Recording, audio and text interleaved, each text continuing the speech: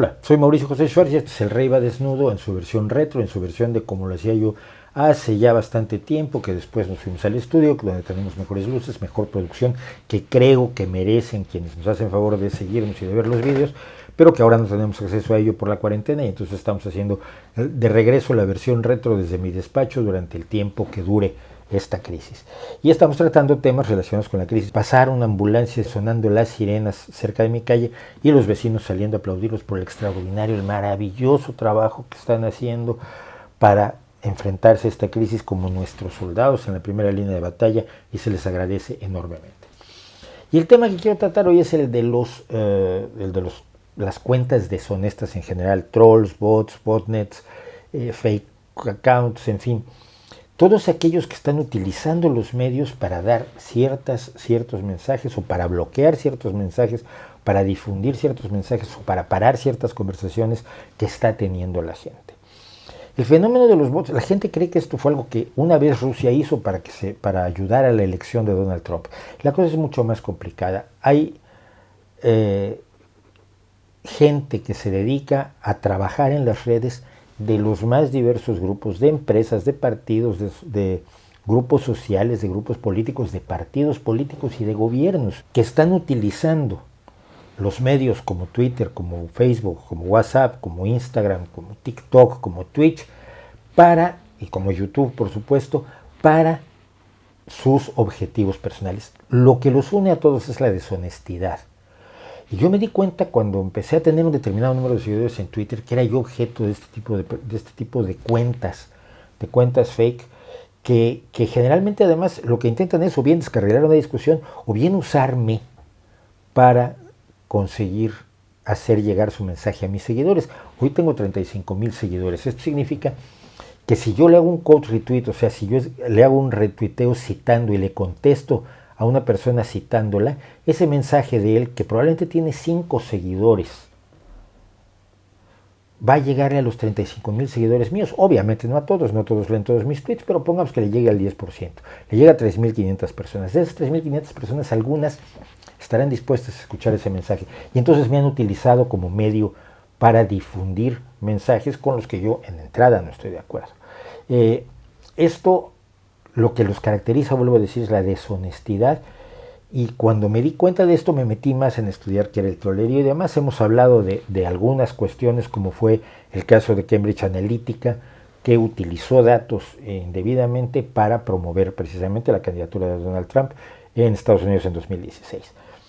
Pero todos lo utilizan y llegan a nuestras cuentas, llegan a todas nuestras cuentas, así que es bueno estar informados un poco de qué son, de dónde salen, cómo actúan y sobre todo qué podemos hacer para identificarlos y desactivarlos en la medida de lo posible, porque perfecto no es nadie. Primero un poco de nomenclatura. A los trolls se les llama trolls por una práctica de la pesca en inglés que se llama el trolling. El trolling es mover una caña de pescar de un lado a otro suavemente o siguiendo a un bote, sea de remos o sea de motor, que va muy lento, y la carnada se va moviendo y es una forma de atraer más peces, de conseguir pues una pesca en un área más grande moviendo la caña. Ese es el troleo, aunque en realidad los trolls son seres mitológicos de la mitología nórdica que generalmente viven abajo de puentes o en determinadas cuevas y que son muy poco amistosos. O sea que al final los trolls de internet se parecen a los trolls nórdicos en su forma de ser, pero en su forma de actuar hacen pesca de troleo, lanzan mensajes con el que alguno pica. Son muy distintos de los bots. Los bots no son personas, son algoritmos, son código que fue escrito por alguien para repartir una serie de mensajes o para responder a ciertas palabras clave, por ejemplo, con un mensaje preestablecido. No son personas, por supuesto no se puede dialogar con ellos. Cuando hay una persona dialogando no es un bot. Bot viene, por supuesto, de robot, que significa una máquina o ahora un código que actúa automáticamente. Luego están los trollbots, que son bots que en el fondo están manejados por una persona que cuando recibe cierta información de sus propios bots entra en acción para dialogar con las personas que hayan caído en las redes del bot. Botnets son redes amplias de bots que se utilizan sobre todo en política de manera muy clara. Por ejemplo, hay un caso en los que estudian esto y los que se dedican a la seguridad en contra de bots, identificaron a más de 22,000 bots en las elecciones de Malasia y los identificaron porque usaban siempre el mismo hashtag y mencionaban a 5 o 6 personas para que alguna de esas 6 personas picara. En México también se identificó, por ejemplo, en 2018, una amplia botnet, una amplia red de bots del Partido Revolucionario Institucional, del partido que tenía el poder en México. Entonces, y lo usan también los adversarios del partido en el poder. Por otro lado están las cuentas fake, las cuentas poco fiables, las cuentas deshonestas, que son simplemente aquellas personas, y que son los que más yo me encuentro por lo menos, que son personas que utilizan cuentas anónimas y que buscan lo mismo, promover su mensaje, pero lo hacen de manera más directa, o descarrilar un mensaje, pero lo hacen personalmente. Son trolls que utilizan cuentas falsas, pero que probablemente no trabajan para un Estado, para un gobierno, para un partido político, para una organización social o para una empresa, sino que van por libre. Por lo mismo, los trolls y los bots y las cuentas deshonestas pueden tener cualquier cantidad de objetivos de comunicación que usted quiera, tantos como podemos tener todos los seres humanos. Algunos buscan, por ejemplo, volvemos a eso, algunos buscan promover a un candidato, otros buscan solamente provocar la confusión, otros buscan influir en el diálogo en general, en la conversación, y otros buscan difundir sus mensajes. En el caso de los Estados Unidos, concretamente, se identificó un patrón que es de lo más peculiar por parte sobre todo de los bots rusos. Las mismas cuentas a veces atacaban a la izquierda y apoyaban a la derecha, y a veces atacaban a la derecha y apoyaban a la izquierda. Y uno se pregunta, bueno, ¿por qué? ¿Qué quieren conseguir con esto?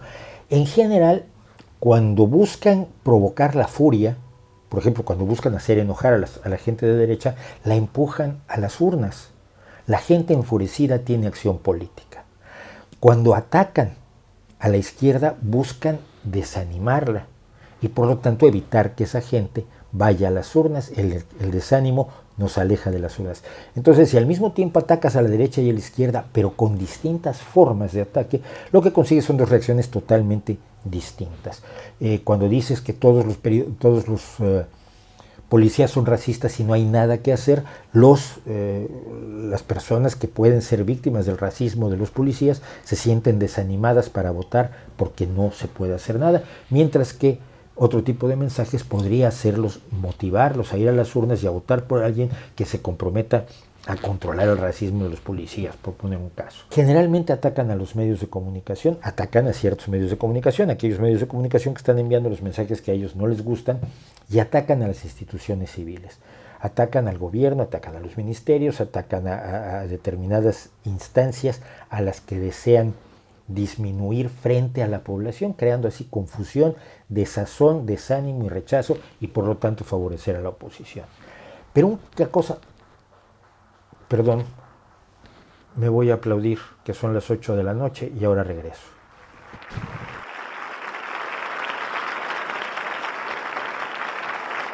Bueno, ya volví, ya se hizo el aplauso, ya pusieron resistiré como 3 veces a alguien que tiene unos altavoces pegados a la ventana. Y bueno, sigamos. Una de las cosas más curiosas de los trolls es que el 52% de los mensajes de estas cuentas son de lo que se llama camuflaje. Es decir, conseguir seguidores, hacerse simpático, hacerse cercano, elegir un montón de gente y mandarle mensajes diciendo yo soy de los tuyos, yo pienso igual que tú, ay, estoy muy de acuerdo contigo, oye, no, qué bien lo que has dicho, me parece muy sano, me parece perfecto, y conseguir así seguidores y atención para después realizar las labores de atacar a unos, apoyar a otros, etcétera, etcétera. Es decir, esa labor de camuflaje es la que afortunadamente muchos saben hacer muy mal. Evidentemente los profesionales, los que viven de esto, los que están en las granjas o fábricas de trolls, pues lo hacen con mucha mayor calidad y con mucha mayor eficacia que a quienes se les ocurre aparecer de la nada. Pongo un caso, hay una cuenta falsa, una cuenta de estas que vamos a identificar ahora, que hizo una pregunta sobre el MMS, una presunta cura indemostrada que se vende en Estados Unidos, que se vende en varios lugares del mundo, que está prohibida en España, que ya ha llevado a que multen a charlatanazos como Pamies y que detuvieran durante un tiempo a uno de sus representantes comerciales en Europa, que es Andreas Kalker. Y esta persona dijo, bueno, pero eso es clorito de sodio, no es lo mismo que el cloruro de sodio.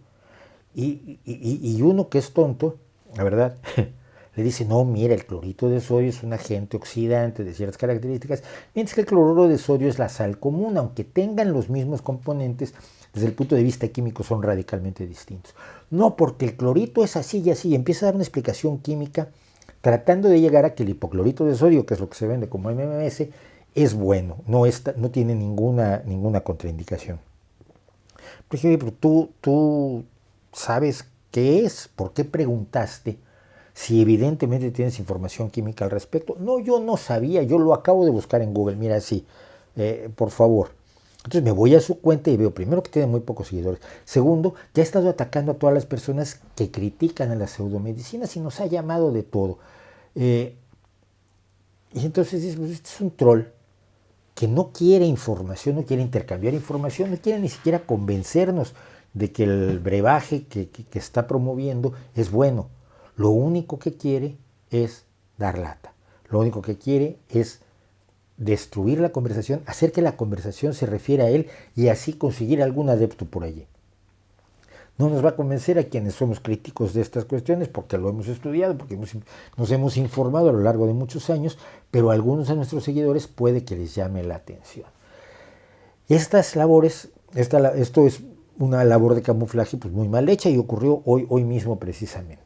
Las organizaciones de inteligencia de distintos países y algunas empresas que hacen su propio combate a los trolls, su propia forma de identificación a los trolls, que luego por supuesto ofrecen comercialmente como un servicio a quienes son atacados por cuentas deshonestas, por cuentas fake, por trolls, por bots, etc.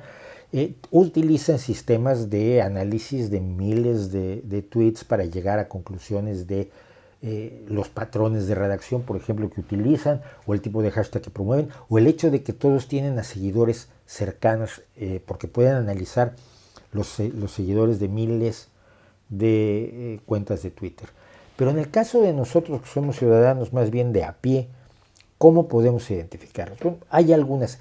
Esto no quiere decir que todas las personas que cumplan estas características que voy a decir, que todas las cuentas que cumplan estas características sean cuentas deshonestas. Muy probablemente lo son, pero es necesario tener en cuenta que pueden ser perfectamente honestas y honradas y serias, o por lo menos genuinas, pese a cumplir con algunas de estas o con todas estas características. Pero son una indicación importante. Primero, son anónimos. Son anónimos que no hay ninguna indicación muchas veces de dónde son, de en qué lugar del mundo están. Me pasó hace poco que apareció un andaluz que decía que vivía en Sri Lanka. No, hay pocos andaluces en Sri Lanka, pero la foto que tenía era de alguien más bien del Medio Oriente. Y entonces hice algo que les recomiendo que hagan cuando tengan un anónimo de estos. Tomé su imagen, le hice clic con el botón derecho del ratón en su imagen y busqué en Google Images, en imágenes de Google. Y era una foto tomada de una empresa de fotografía de stock. Eso es un modelo que le pagaron por tomarse unas fotos para luego utilizarlas en publicidad, en fin. Es frecuente que utilicen imágenes tomadas de otras personas, tomadas de compañías de stock, o simplemente imágenes genéricas, o dejar el muñequito vacío de Twitter que te indica que ni siquiera han puesto su fotografía. Pero nunca tienen cara, nunca dan su rostro. Muchas veces no solo son anónimos, sino que los nombres son de estos que van seguidos de muchos numeritos. Cuando tú te quieres poner Pepe, pues Twitter te dice, oye, Pepe ya existe, utiliza un número. Y entonces, si hay 3.824 Pepes, pues tú eres Pepe 3825. Y luego haces la cuenta 3826, 3827, 3828. Y se les identifica muchas veces así, por ese tipo de nombres que no son el que uno intenta poner su nombre y si tiene suerte y no está ocupado, pues qué bien, pero si no tiene suerte, busca otra forma de tener un nombre identificativo personal en las redes sociales y no simplemente un nombre genérico con un número. Otro elemento que es enormemente revelador es la antigüedad de las cuentas. Uno puede comprar cuentas de Twitter. Hay gente, hay mercados de cuentas de Twitter, hay lugares donde se venden cuentas de Twitter y se venden en grandes cantidades. Y muchas de estas son lo que se llaman cuentas de reserva, cuentas que se abrieron en 2008, 2009, 2005, 2010 y que se venden ahora. Y algunas de ellas incluso con seguidores. Te vende una cuenta con 20 seguidores y bueno, esa cuenta puede costar 50 céntimos, pero te vende 1000. Y entonces tenemos el fenómeno de una cuenta que es de hace muchísimos años, pero que solo tiene un número pequeñísimo de seguidores, 9, 10, 8, 3. Muchas veces son tontos del bote y te empiezan a echar la bronca cuando tienen 0 seguidores. Es decir, una cuenta creada exclusivamente para un objetivo determinado, para dar la lata. Yo me encontré una así hoy, probablemente movida por el Consejo Nacional de Ciencia y Tecnología en México, que entró solamente a golpear al foro consultivo, porque es uno de los objetivos de María Elena Álvarez Bulla en el CONACYT, que es destruir al foro consultivo, que es un elemento de asesoría ciudadana de la ciencia, del cual se quiere deshacer quien quiere tener el poder absoluto en la ciencia en México. Entonces, bueno, lo identificamos rápidamente, tenía 0 seguidores, hombre, por favor. Pero sobre todo si tiene muchos años la cuenta, es raro que tenga tan pocos seguidores. Y si uno ve el tipo de seguidores que tiene, no son familia, no son gente que comparta sus intereses. Es decir, si ustedes ven a mis seguidores, pues van a ver a muchos divulgadores científicos, van a ver a periodistas, van a ver a personas interesadas en política, van a ver a muchas personas de izquierda. Lógico, es el tipo de gente a la que le interesan los mensajes que doy yo. Pero cuando una persona no tiene esto que se llama el clúster o la agrupación de seguidores con intereses comunes, sino que sus seguidores parecen venir de muchos lados y esos seguidores a la vez tienen pocos seguidores, es una buena señal de que es una cuenta deshonesta. Estas cuentas, decimos, pueden tener muchos años y sin embargo estar durmientes durante años y años y de pronto tienen una hiperactividad súbita. De pronto entran en acción cuando hay un tema determinado y se dedican fundamentalmente a ese tema determinado y se dedican a buscar a gente que toca ese tema y a escribirle y a responderle y a buscarle la bulla a la gente que se dedica a ese tema. Es una hiperactividad súbita que uno no entiende porque generalmente pues uno tuitea, si usted es absurdo como yo, tuiteo obsesivamente muchísimo.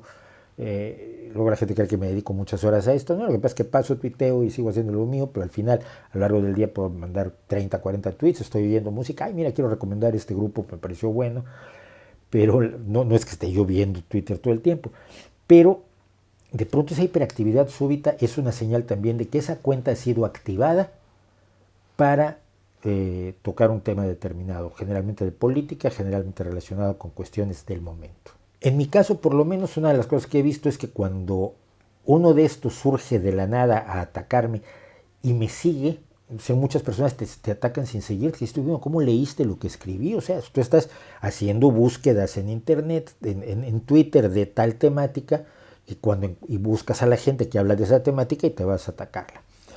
Pero cuando te siguen, de pronto descubres que te atacan 4 o 5 y los 4 o 5 te empezaron a seguir ese mismo día. No es gente que te venga siguiendo de tiempo atrás y que de momento decida que no está de acuerdo contigo. Estos son elementos que van indicando que tenemos una cuenta deshonesta en las manos. Algunas otras cosas. Repiten mensajes, le mandan el mismo mensaje a varias personas. Esto lo podemos ver. Simple y sencillamente tienen el mismo, si vamos a su timeline, tienen el mismo tweet dedicado a muchísimas personas. Tienen más retweets que tweets. Esto es muy importante. Estas redes, sobre todo cuando las lleva una sola persona o las lleva un grupo pequeño de personas, se retuitean entre ellos. Entonces, si tú tienes 25 cuentas deshonestas, pues tú retuiteas lo que hacen 24 y tú tuiteas mucho menos. Entonces al final resulta que estás retuiteando además siempre a los mismos. Y eso también lo podemos ver revisando el timeline de aquel que nos apareció de la nada y de pronto puede parecer razonable y puede parecer honesto y hay que revisar si lo es y tratar también de no ser injusto y de designar como deshonesto a alguien que no lo es. Hay un sitio que se llama Bot Sentinel, por ejemplo, donde puedes buscar las cuentas. Yo he buscado algunas cuentas y efectivamente tienen 100% de calificación de troll. No es, la gente que está en esto dice que no es del todo confiable, del todo fiable, que el dueño, bueno, tampoco es precisamente lo más recomendable, pero es una herramienta, es una de las herramientas que tenemos para no caer en manos de los trolls. ¿Por qué? Porque perdemos nuestro tiempo. Difundimos mensajes que no debemos difundir, contrarios a lo que nosotros queremos, independientemente de lo que sea, nosotros tenemos derecho a controlar el tipo de mensajes que se dan a través de nuestras cuentas. Y acabamos siendo los altavoces y las cámaras de eco de este tipo de gente. Entonces, tenga usted cuidado a la hora de retuitear, a la hora de contestar, a la hora de que alguien sale de la nada y de pronto parece lo más amable y amistoso del mundo durante 2 días y luego lo está usando. Sea cuidadoso. Son herramientas de ingeniería social que se están usando. No sabemos qué tan eficaces sean. Pero en todo caso quitan tiempo. Y lo que hay que hacer es dejar que nos quiten muy poco tiempo. Aunque estemos muy libres en la cuarentena, mejor leamos un libro, veamos un concierto por streaming, repasemos las clases de cuando éramos pequeños, volvamos a aprender ajedrez. No sé, hay tanto que hacer. Que, como dije en el primer vídeo de esta serie sobre la cuarentena, es increíble que haya gente que diga, me estoy aburriendo, me estoy desesperando. Y dices, por Dios, chiquillo, como a ti te hubiera tocado estar encerrado en una situación aterradora como por ejemplo la peste negra, pues te lo hubieras pasado muchísimo peor. Hay mucho que hacer y no dedicarle tiempo a los trolls, a los bots y a las cuentas deshonestas. La batalla ideológica que hay detrás de los trolls, de los bots y demás está dominando la ultraderecha. Se han detectado redes, botnets, redes de trolls de la ultraderecha española actuando concertadamente en el caso de la cuarentena por el coronavirus para promover los mensajes de la ultraderecha. Por ejemplo, que la culpa de todo esto lo tienen los inmigrantes, que lo que hay que hacer es echar a los inmigrantes. Esta batalla está dominada por la ultraderecha y si usted no es de ultraderecha, y es muy probable que si me está viendo no lo sea, no se haga eco de lo que quiere difundir la ultraderecha. Sembrar confusión para ellos es fundamental.